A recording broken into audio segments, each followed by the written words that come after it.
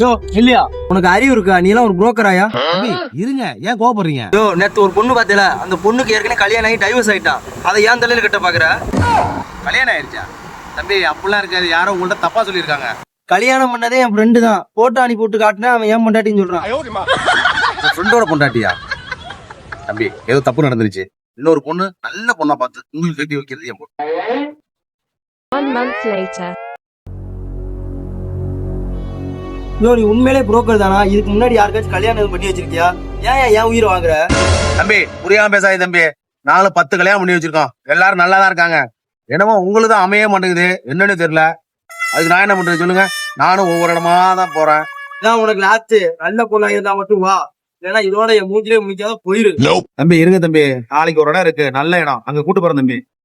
போயிட்டு வரேன் தம்பி. A few moments later. தம்பி சொல்லியா என்னையா?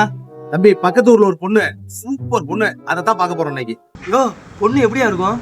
தம்பி பொண்ணு லட்டு மாதிரி இருக்கான், ஆளு அவ்வளவு அழகா. இன்னைக்கு பார்க்க போறோம். யோ பொண்ணு பேர் என்னையா? தம்பி பொண்ணு பேர் ராக்கம்மா. ராக்கம்மாவா? எங்கே கேள்விப்பட்ட மாதிரி இருக்கு. பொண்ணோட அப்பா பேர் என்ன? உன்னோட அப்பா பேரு பெரியசாமி. பெரியசாமியா? ஊரு தலைவட்டியாம்பட்டி தானே? ஆமா தம்பி எப்படி ஊர் தெரியும்? யோ வயசு 40 தானே? ஆமா தம்பி, அப்படி எல்லாம் தெரிஞ்சு வச்சிருக்கீங்க, எப்படி தம்பி? யோ அந்த பொண்ணுதான் எங்க அப்பாவுக்கு பார்த்து எங்க அம்மா என்கிட்ட அடிக்கடி சொல்லும். அந்த பொண்ணு என் தலையில கட்ட பாக்குறியா?